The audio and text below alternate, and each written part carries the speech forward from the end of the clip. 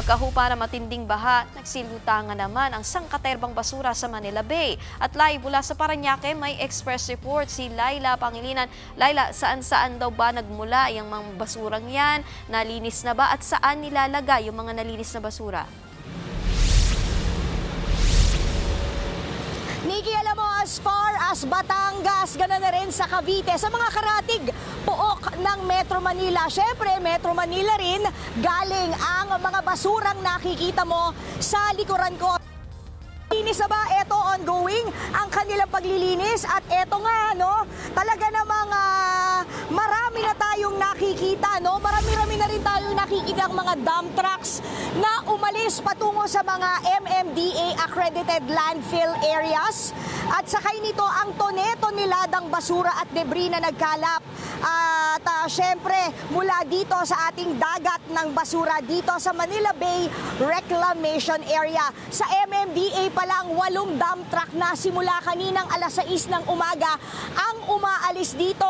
Iba pa yung sa DPWH, iba pa yung sa Parañaque, Senro, Nikki. Kasabay nga ng pagsikat ng araw ngayong Martes, tulong-tulong sa puwersa na ang Pasay City LGU, ganoon na rin ang Parañaque City LGU, ang MMDA at DPWH sa paglilinis sa tapat ng Baclaran Church. 5 floating backhoe ang ginagamit bukod pa sa mga nakaposisyon dito sa kinalalagyan ko sa service road ng Rojas Boulevard. May mga bangka at mga volunteer na lumulusong na sa tubig, malinis lang ang lugar. Sa panayam naman ng frontline sa umaga kay MMDA General Manager Nicolas Torre III, sinabi nitong hindi kinaya ng kapasidad ng trash trap o yung harang ang dami ng basura. Pakinggan natin ang kanyang pahayag. Ang pinakatahilan talaga yung ating, may mga kababayan talaga tayong ginagawa ng basurahan ang ating mga waterways.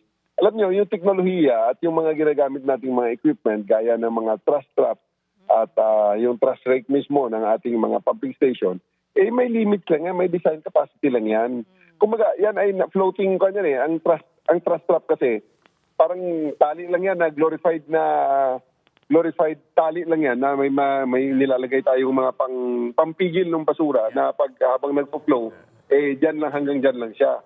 Pero pag malakas ang tubig at dumami ang basura na yan, bibigat ng bibigat, puputulin niya yung trash trap na yan.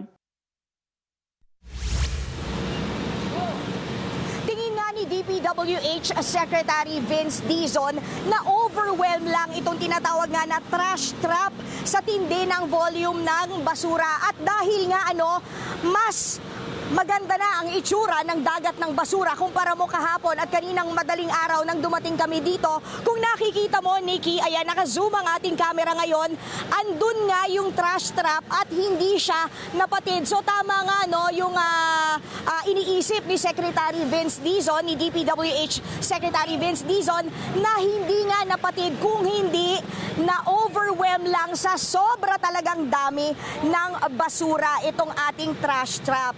Kaya naman, hindi rin naitago ni DPWH Secretary Dizon ang kanyang pagkadismaya habang nag-i-inspeksyon kanina.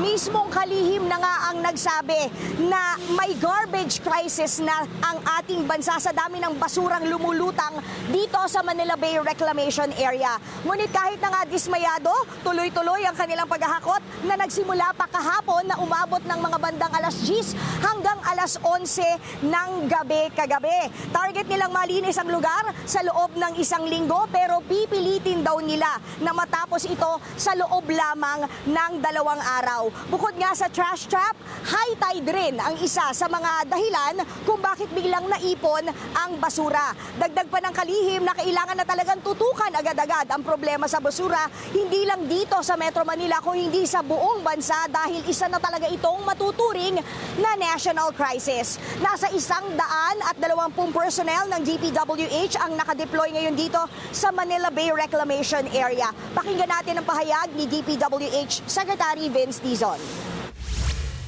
Pinapakita lang talaga na grabe na talaga ang sitwasyon ng basura natin. Talagang ako, sasabihin ko na garbage crisis na talaga to.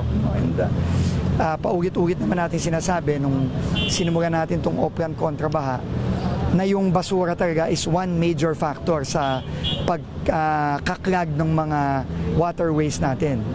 Kailangan tudukan na natin to once and for all. Hindi na pwede itong dekada na itong ganito eh. Nikki, ayon naman sa Senro ng Parañaque City o ng City Environment of Natural Resources Office, ay ito ang unang pagkakataon na nangyari ito sa kanilang lungsod na naipon at naging dagat ng basura itong kanilang area dito. Nikki. Yan ang Express Report ni Laila Pangilinan live mula sa Parañaque. Mga kapatid, Nikki de Guzman po. Para sa pasada ng mga rumaratsyadang balita, mag-follow at mag-subscribe na sa social media pages ng News 5.